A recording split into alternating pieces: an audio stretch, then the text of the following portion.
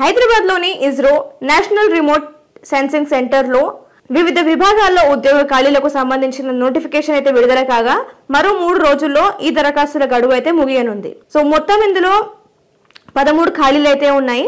ఇందులో technical assistant తో పాటు టెక్నీషియన్ బి ఖాళీలు ఉన్నాయి. సో పోస్టుల విభాగాల పరంగా చూసుకుంటే గనక టెక్నికల్ అసిస్టెంట్ లో సివిల్ లో 1 అలాగే ఆటోమొబైల్ లో 1 ఉంది. ఇక టెక్నీషియన్ బి లో చూసుకుంటే గనక ఎలక్ట్రానిక్ మెకానిక్ లో 5, అలాగే ఇన్ఫర్మేషన్ టెక్నాలజీలో 4 ఖాళీలు, అలాగే ఎలక్ట్రికల్ అండ్ సివిల్ ఈ రెండిట్లో కూడా ఒక్కొక్క ఖాళీ ఉంది. సో వీటికి దరఖాస్తు చేసుకోవాలనుకుంటే కనుక అభ్యర్థులకు ఉండాల్సిన కనీస విద్యార్హత సంబంధిత విభాగంలో అంటే పైన మనం చూసుకున్నట్లు సివిల్ ఎలక్ట్రానిక్స్ వంటి విభాగాల్లో ఐటీఐ, ఎన్ఏసి, అలాగే ఎన్టీసీ, డిప్లొమా అండ్ బీటెక్ ఈ విద్యార్హతలో ఏదైనా ఒక విభాగంలో మీరు ఈ విద్యార్హత పొంది ఉండాలి. అలాగే మీరు ఇందులో 75% వరకు ఉత్తీర్ణత పొంది ఉండాలి. సో దీంతో పాటు అభ్యర్థులకు పనిలో అనుభవం కూడా కలిగి ఉండాలి. సో ఈ పనిలో అనుభవం అనేది పోస్టులకు ఆధారంగా ఉంటుంది. సో బెటర్ మీరు ఒకసారి నోటిఫికేషన్ క్రాస్ చెక్ చేసుకుంటే మీకు పోస్టులు అలాగే విభాగాల పరంగా ఎక్స్పీరియన్స్ గురించి క్లియర్ ఇన్ఫర్మేషన్ ఉంటుంది.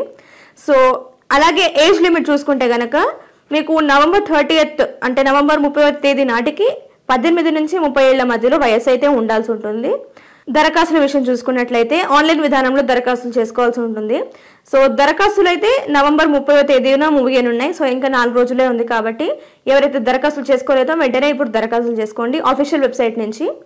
సో ఇది దరఖాస్తులు అలాగే అర్హతకు సంబంధించిన వివరాలు. ఇక ఎంపిక విధానం చూసుకుంటే కనుక రాత పరీక్ష ఉంటుంది, అలాగే మీకు స్కిల్ టెస్ట్ కూడా నిర్వహిస్తారు. సో మొదట మీ అప్లికేషన్ పరంగా అయితే మీ అప్లికేషన్ డీటెయిల్స్ పరంగా మిమ్మల్ని ఫస్ట్ షార్ట్ లిస్ట్ చేస్తారు. ఆ తర్వాత మీకు రిటర్న్ టెస్ట్ అయితే ఉంటుంది. రిటర్న్ టెస్ట్లో మీరు సాధించే స్కోర్ ఆధారంగా మీకు స్కిల్ టెస్ట్ అయితే నిర్వహిస్తారు. సో వీటన్నిటి ఆధారంగా మిమ్మల్ని తుది ఎంపిక జాబితాలోకి తీసుకొని ఆఫర్ లెటర్ అయితే అందిస్తారు. సో ఆ తర్వాత మీకు జీతం వచ్చేసరికి 2 పోస్టులు ఉన్నాయి కాబట్టి రెండిటి ఆధారంగా ఉంటుంది.